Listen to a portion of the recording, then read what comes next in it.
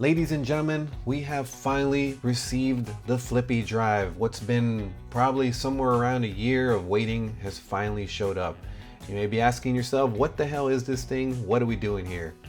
The Flippy Drive is a optical disc emulator, I believe it's an ODE, that allows you to bypass your disc games so that you can get straight into the action.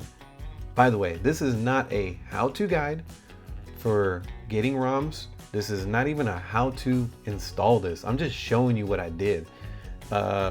If you're looking for a how-to guide, there's plenty of YouTube videos. Uncle Marissa or some shit like that. She's pretty damn good at it. I'll put her link in there. They will give you step-by-step videos. This is a video about my personal review on the Flippy Drive.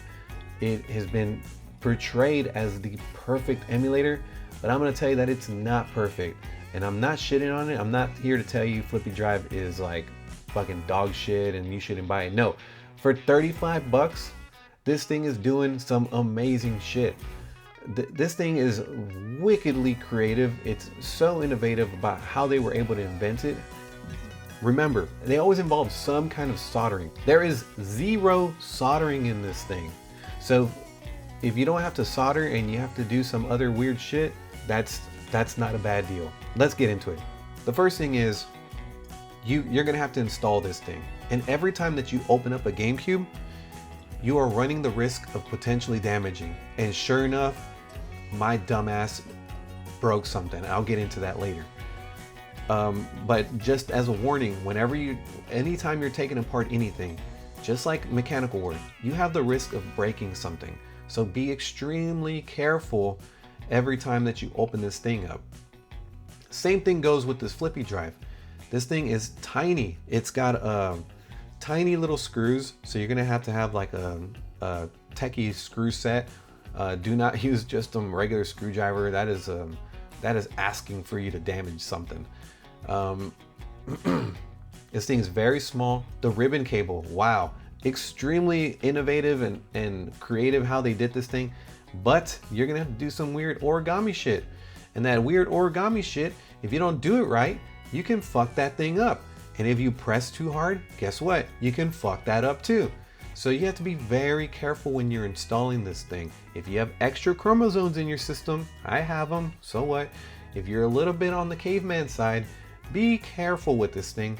You will damage and you will break something. My best advice, take your time, be patient. Doesn't matter how big you are, just take your time. Hold that R strength. Calm down. You'll be all right. And I'm calling the kettle black. Like I damaged this thing, and I'll get into that here in a bit. The crown jewel itself, the Flippy Drive, it is amazing at what it's able to do. You're able to not only, however you get the ROMs, however you get the games, as much memory as you can fill in that SD card is as many games as you can put into it. You can bypass the whole disc. You could bypass using any physical hardware moving forward. You could take out the whole disk drive and never use it again. But that's not the point of this thing. The Flippy Drive allows you to be able to run emulation. So that means all your games that are on ROMs. Or if you want to use this for how it was designed, you can use the original disc. The problem is discs are on the risk of getting damaged as they get older. You might have heard of this thing called disc rot. They're starting to put this information out there more because it's starting to happen to more people. What this thing can also let you do, if you got a collection of GameCube games, this thing allows you it allows you to be able to get those games and download them into your SD card. How freaking cool is that? So you don't have to worry about damaging your games.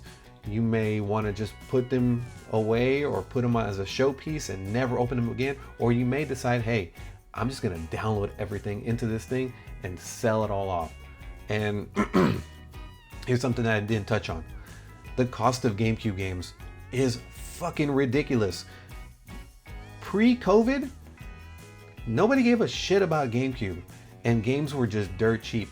Actually, from birth, nobody really cared about GameCube that much. The generation that grew up with GameCube, man, they are lucky because they have a whole stash of it. The rest of us, we're like, oh, it turns out, you know, she was that nerdy girl that turned out to be the hot girl. You fucked up. You didn't give her a chance, and look at you now. You got all these PS2 games and they're worth about $5 each. Such a shame, but moving on. What you have to do now is make a decision. Do you cough up the money to buy these GameCube games, which are probably like around $100 a piece? It's gonna set you back quite a bit. Or you buy this thing for 35 bucks, you buy yourself an SD card, you get the ROMs however you get them, and you can play every fucking game that you've ever wanted. Nothing like having the original, but hey, if you can run it natively on original hardware, that's pretty good. So let me hit on one thing about the SD card. The SD card is not included, and there's nothing out there that's going to tell you about how much you need. But here's my personal experience. I have a 128 gigaboo SD card that's loaded in here, and that's going to give me about 80 games.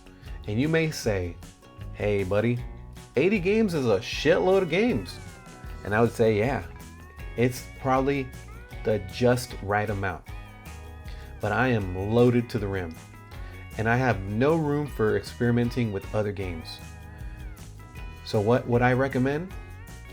256 gigaboos is going to give you the ability to have double that capacity, and I would recommend not filling that thing up with anything.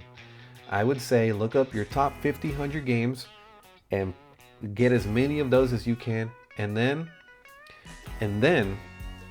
get all those weird experimental games that you want to try, but I would say keep it around 20 to 40 games. So at tops, you should be around 120 games. At most, keep it around 100, 150 games max. 120, I think, is the actual sweet spot. That'll let you just say, hey, I want to run the Japanese version of Resident Evil games. Fuck it, throw them on there, go for it. And you'll be perfectly fine.